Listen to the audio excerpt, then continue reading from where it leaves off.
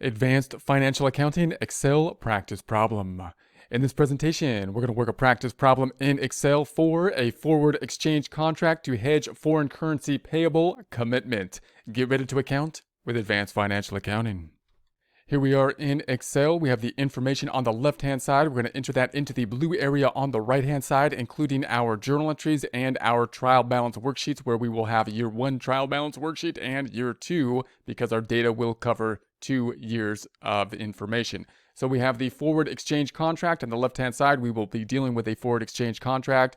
We have on 8-1-X1 P contracts to purchase goods from a Japanese company. So we will be P. We're a U.S. company. We measure our information, our financials in U.S. dollars, and we're going to have a contract to purchase goods from a Japanese company. On 10-1-X1, 60 days delivery will happen. So on 10-1-X1, 60 days later from our contract, we're going to actually have the delivery. That's when we're going to record the actual inventory on the books, but we're going to put it on the books as a payable. We purchased it on account at this point in time. So contract to do it. And then we have the purchase on account, and the contract price is going to be 3 million yen. So we're going to be paying this at a later point in 3 million yen. We're going to be paying it on 4-1-X2, which is 100 days after the delivery. So the delivery is on 10-1, 180 days later.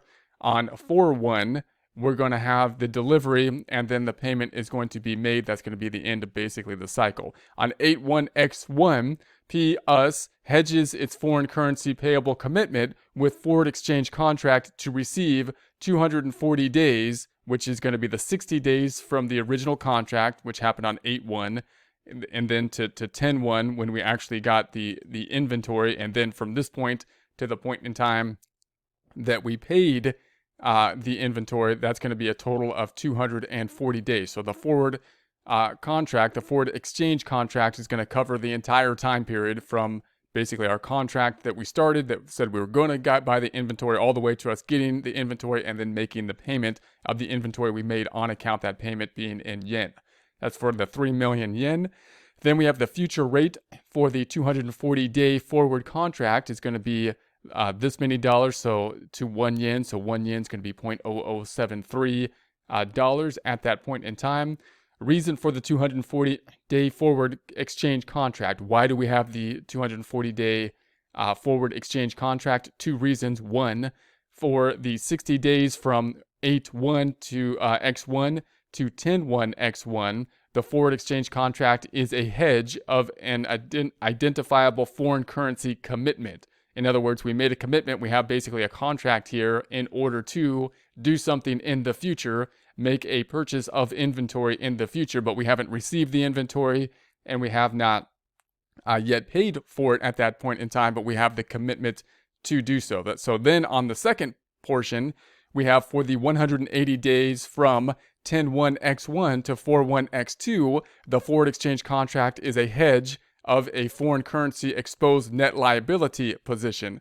And that's because at that point in time, we actually have the inventory, and then we got the accounts payable on the books, and so we have a liability on the books, and that liability is going to be paid in yen, and therefore the difference between the foreign exchange rate in yen and dollars could have an effect, and the forward exchange contract is there covering that for the 180 days. So once again, second one, for the 180-day period from 10-1 X1 to 4-1-X2, the forward exchange contract is a hedge of a foreign currency exposed net liability position.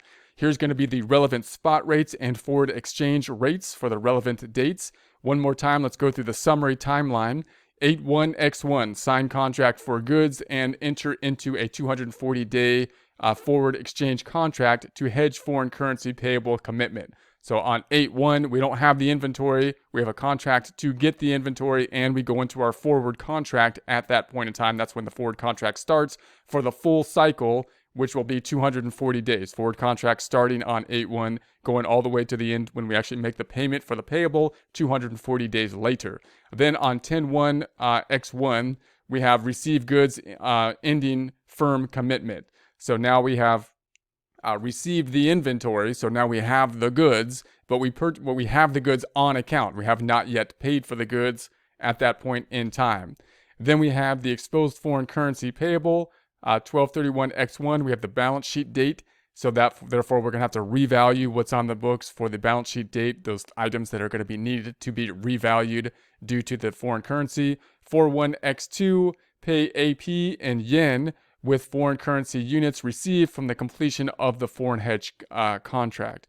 And then one more little summary on this. We have the hedging and unrecognized foreign currency firm commitment as a foreign currency fair value hedge, accounting for an unrecognized firm commitment to enter into a foreign currency transaction that is accounted for as a fair value hedge. A firm commitment exists because of a binding agreement for the future transaction that meets all requirements for a firm commitment. So we basically have that firm commitment here.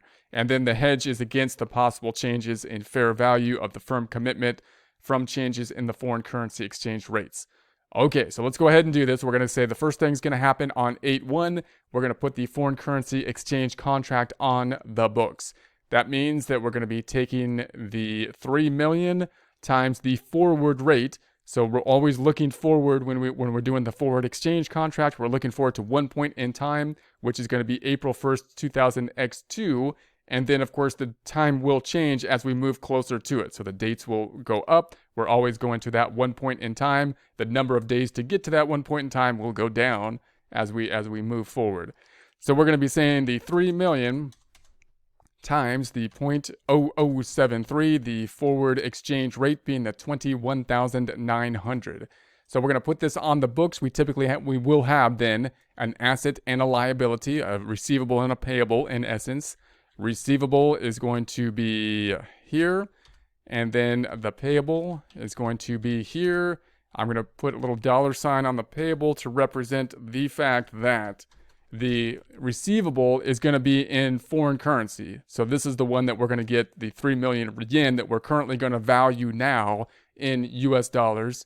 The payable is going to be simply in US dollars. We're not going to have to revalue this thing at all. It's just a promise to pay US dollars in the future.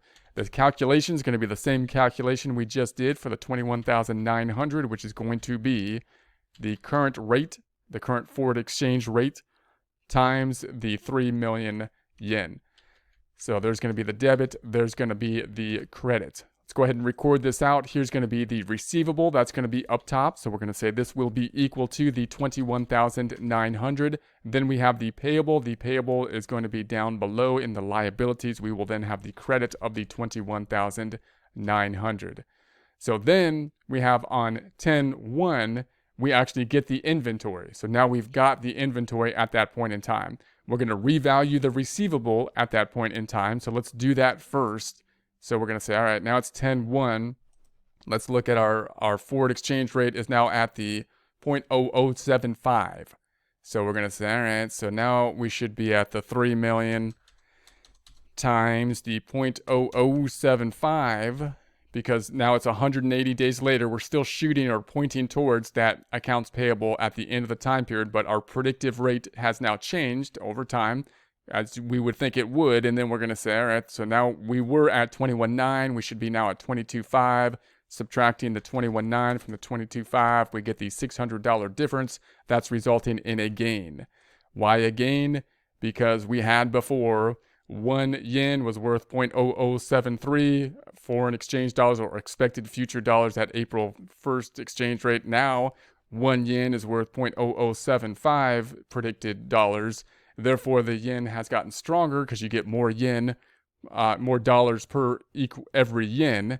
And we're talking here about a receivable, so we're going to get paid stronger currency. We're going to get paid in something that now has a larger value than it had when we originally made the contract. That's good for us. That means we have a gain. So we're going to say, all right, then we got the receivable is going to have to go up. And then the other side is going to be going to the gain. So we're going to have the gain. We're going to calculate it a little bit differently. We'll subtract the rates. So I'm going to say equals brackets. And then I'm going to take the larger of the two rates because I want it to be a positive number minus the smaller of the two rates. And then I'm going to bracket that and multiply it times the 3 million. So there's the 600 debit. There's the 600 credit. Let's post it out. This is going to be going to the receivable. Let's get the calculator out of the way. Calculator's in the way. So then we're going to say the receivable It's going to be here plus the $600. And then we have the gain down below. So this is going to be the gain. This is going to be equal to the credit of the $600.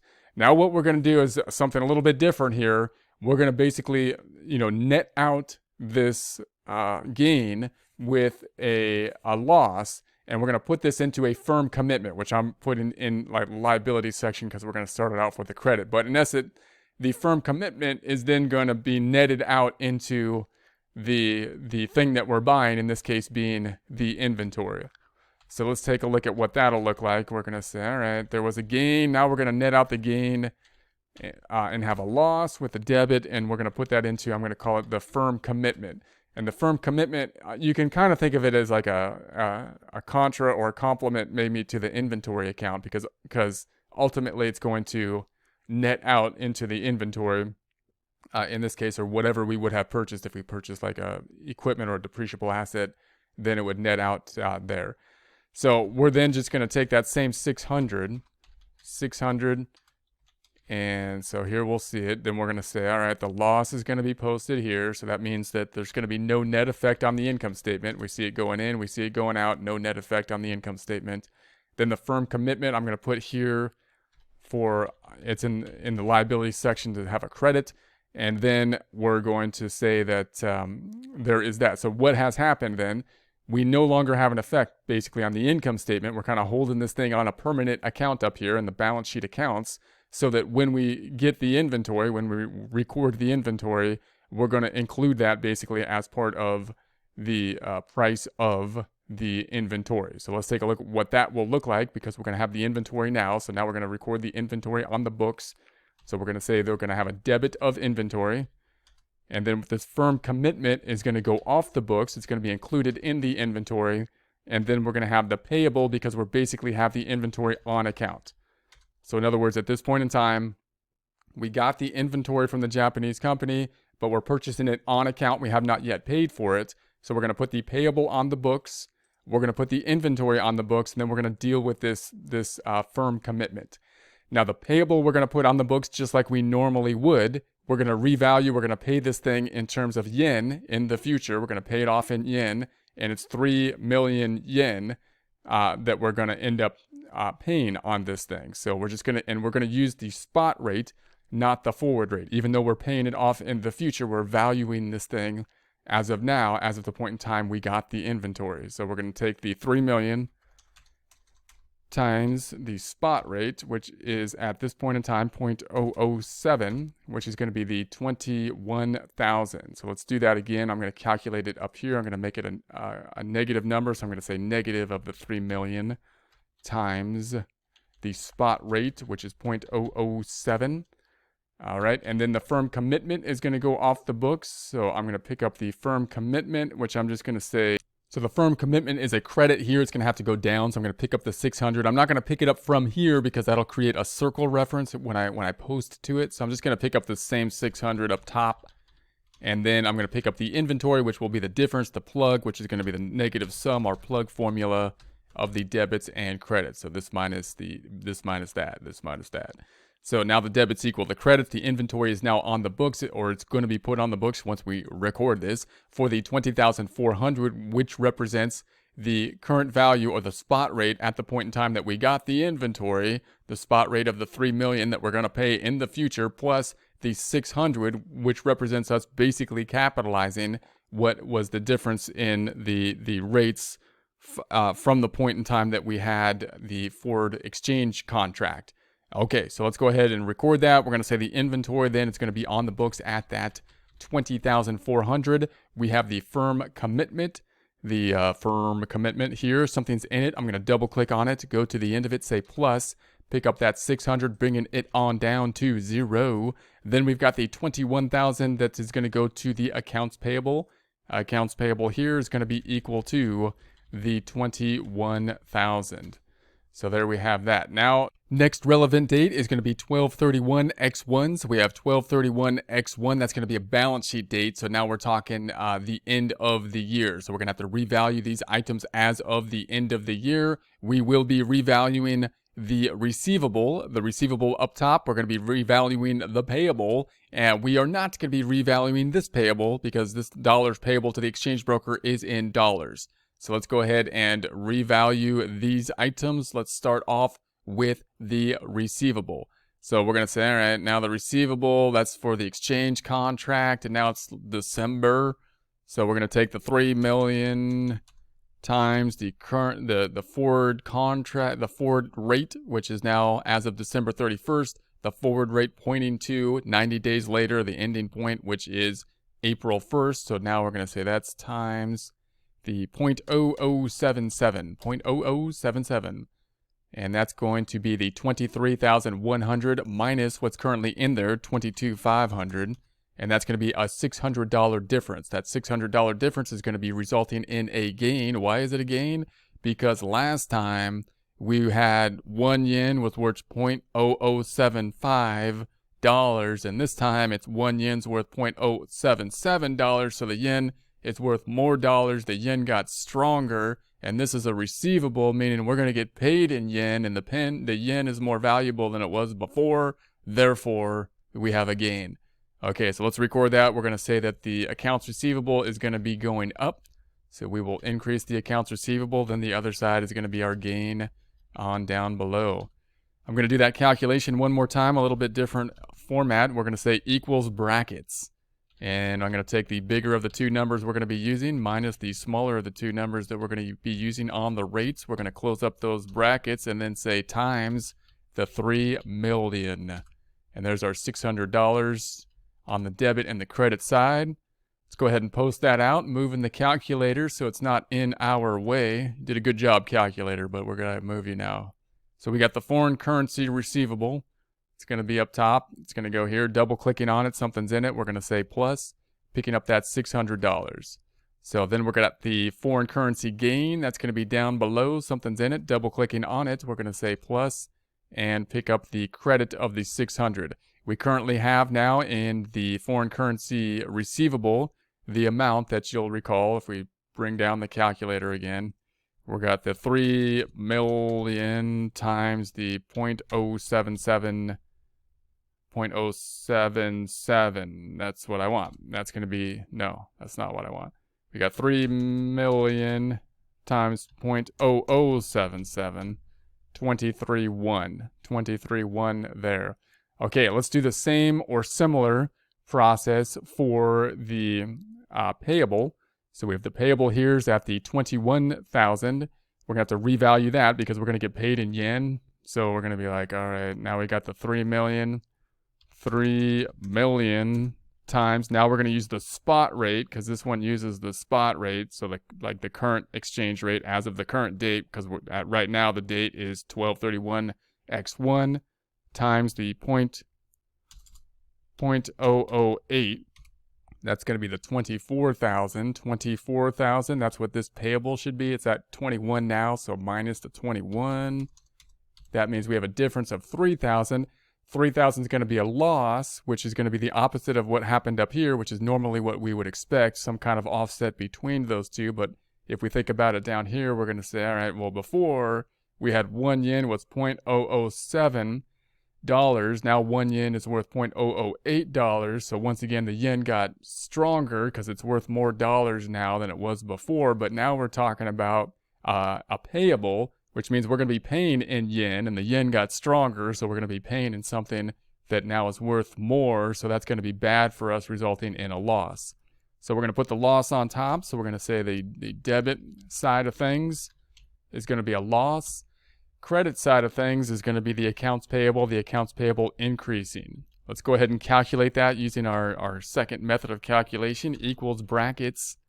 We're going to be taking the larger of the two rates we're dealing with, which is the 0.008, minus the smaller of the two rates we will be dealing with, the 0.007, closing up the brackets, multiplying times the 3 million yen. There's our $3,000. So there's the debit, there's the credit. Let's go ahead and post this out, moving the calculator out of the way so we can do so with less stuff that makes it harder. So we have the foreign currency transaction loss on the income statement. Something's in that. I'm going to double click on it, go to the end of it and say plus pick up that 3,000. And that, of course, affects the net income. Then the accounts payable is going to be up top. So we got the accounts payable. This is in yen. So we're actually paying off in yen, but we are recording it in US dollar equivalents. We're going to say that's going to be plus the 3,000. It's now at that 24,000. You'll recall that 24,000 is calculated as the 3 million times the 0.008. So there's the 24,000, there's the 24,000. All right. Now let's move on to year 2. So we're going to be moving on to year 2 because the next relevant date is going to be on 4/1. To do so, we're going to be taking our ending balances from the end of year 1. Those are going to be now our beginning balances for year 2. We closed out the temporary accounts. So the temporary accounts adding up to the 97,600. We're basically just putting those into net income, representing the entire equity section here. So we have like a post-closing trial balance or our beginning trial balance for the second year. Nothing in the temporary income accounts, just including the gains and losses we will be dealing with in this problem. Okay, so then we're going to say on 4/1, that's when all this thing ends. All this stuff is going to stop at this point. The forward exchange contract, as well as we're going to be owing on the accounts payable related to the inventory. So once again, we're going to have to revalue these things, the receivable and the payable, in other words, more specifically, at that point in time. So let's do the receivable first. We're going to bring our trusty calculator back down. So we got the receivables on the books at the 23,100. That's with the use of the forward exchange contract. So now we're going to take the 3 million again times, and now we're going to take the current rate, which is at 4/1x2. But now we have the spot rate. We have no forward exchange rate. Why?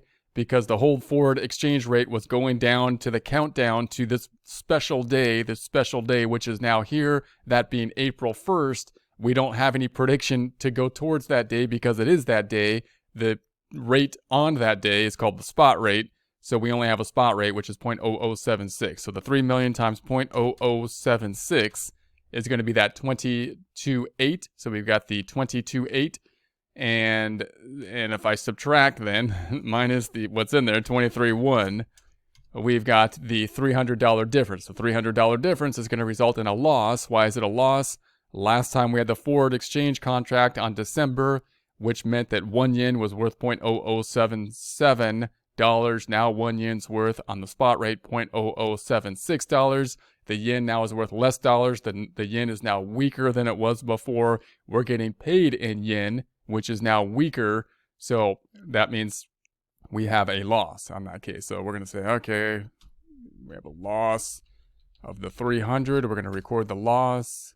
And then the other side is going to go to the receivable, decreasing the receivable. Let's calculate it another way. We're going to say this is going to be equal to brackets of the 0.007 minus the 0.0076, closing up the brackets, multiplying then times the 3 million, gives us that 300 on the debit and the credit side. Let's go ahead and post this out, moving the calculator out of the way to do so. Loss going down here on the income statement accounts, those temporary accounts at the bottom, equal to that $300 loss. Then we have the foreign currency receivable. Foreign currency receivable up top in the receivable area, $300, bringing the receivable down to that 22.8. And we all recall that 22.8, we can calculate the 22.8 by saying 3 million times the 0.0076. There's that 22.8 that we can calculate. All right, so then we're going to go to the accounts payable. We're going to do the same thing on the accounts payable. So the accounts payable is going to be here. It's currently at the 24,000. We got to get it to that 22.8 again because we're going to do the same thing. So now we're at 3 million. And now we're using the same spot rate because we're at the same point in time. So these things are merging all together so we can kind of close everything out at this point. So times the 0.0076, that's going to be that 22.8 one more time. Not one, we're going to calculate that a few more times, most likely. But once again, there's the 22.8 minus the 24,000. There's the 1,200. That's going to be the change that we're going to be needing. That 1,200 will result in a gain, which would be expected because it would be the opposite of what happened up here, which was the loss. If we see why, we're going to say why. Well, because before 1 yen was worth $0.008, and now 1 yen is worth $0.0076. So that means that you're going to get less dollars per yen, and so the yen is now weaker. And this time we're talking about a payable. So we have a payable here. So we're going to be paying something with units that are now worth less, which is good for us. So that's a gain. So we're going to say, all right, that means the payable is going to go down, which is a debit. And then we're going to have a gain down below. Let's recalculate it again, saying equals brackets. We're going to be picking up the larger of the two numbers we're going to be dealing with, the 0.008, minus the smaller of the two numbers, 0.0076, closing the brackets, multiplying times the 3 million. There's the debit, there's the credit. Let's move the calculator out of the way so we can post this thing. So we've got the payable. Here's the payable. The payable is going to go right there. So we're going to say this is going to be equal to the 1,002. Then we've got the gain. So the gain is going to be on down below. This is going to be equal to the credit of the 1,002. So there we have the 22.8. How do you calculate the 22.8? Once again, we know that that was at the 3 million times the 0.0076. So that's where we ended off at there. Okay, so next thing that's going to happen is we're going to get, we're going to say that we're going to pay off this payable down below. So this payable down below, I'm going to say this is equal to, this is the same account, because I want to see that little dollar sign. This payable down below was in dollars. So nothing funny happened here. We put this payable on the books way back when, like when we did the forward contract, and that happened up here. So you can see where this is coming from. It's coming from right, that's not the right one. This is the one from right there, and nothing else has happened, right? That one just stayed there. We said, hey, we're going to pay you $21,900 cash at the end of this thing, which is 240 days later. Now it's 240 days later, and we're just going to pay the cash. Nothing funny, nothing fancy, just paying this off, easy to do. It may not be, as long as you have the money. It's easy to record. So we're going to say then, this is going to be going down with a debit. The other side is going to be the cash going down, and that's simply going to be I'm just going to say negative of the 21.9, or if you wanted to recalculate it, it was originally on the books when we put the forward contract, which was the 3 million times the forward contract rate when we first put it on the books, the 0.0073. So the 21.9 debit and the credit. Let's go ahead and record that out. So we got the payable. Payable is going to be down here. This is going to be equal to the 21.9, which will of course bring it on down to 0. We got then the cash is going to be up top, equal to the credit of the 21.9. So there is that. Next, we are going to be paid the other side of the forward contract, which means we're going to get paid the 22.8 dollars worth of foreign currency. In other words, we're going to get paid the 3 million yen, which is worth 22.8, which we know because we just revalued it to be reflecting that 22.8. Then we're gonna have the actual currency that we're gonna be holding on to, or imagine, it'll be in a computer, but we're imagining we're holding on to 3 million yen. So we're yen millionaires, and we have that, but it's worth the 22.8, which is what we're gonna put the value on our books for. So we're gonna have this asset then, this asset of a foreign currency in units, foreign currency in yen, that we're going to value just like we would with any other asset with our measuring tool, US dollars. And then we're going to say that the receivable is going to go down. The receivable is going to go down because we got paid 3 million yen, which currently is worth, using the current spot rate, the 22.8, which we currently have reflected in our receivable. So then we could calculate it one more time if we want to get to that 22.8. How do you calculate the 22.8?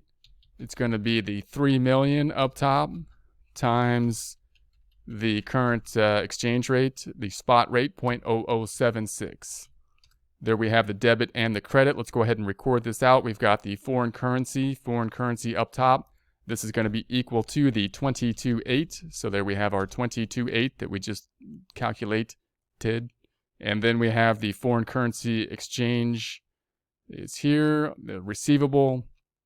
Double clicking on that, plus We will then have the credit side of things, bringing it down to 0.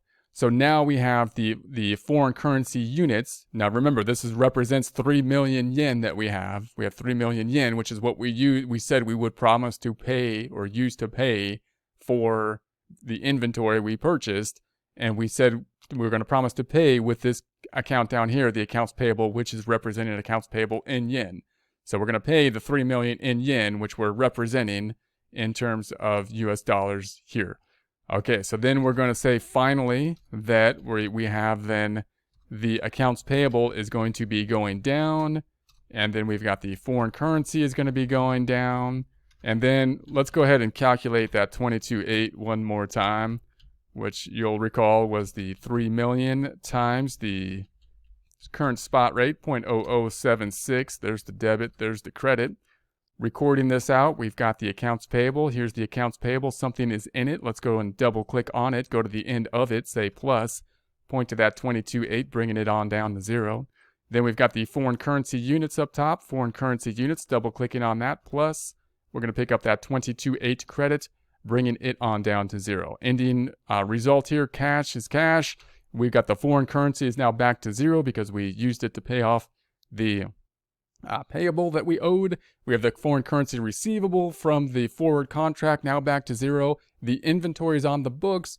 Remember, the inventories on the books was affected up to the point in time right here when we recorded it on the book. So it did include some capitalization of the gains or losses that were related to the forward contract up until that point in time. But it did not include, you can see, any of the gains or losses after the point in time that we received the inventory, right? So even though we hadn't yet paid for it, then we had the gains and losses that were recorded on the income statement. They weren't capitalized in the thing that we bought, in this case, the inventory.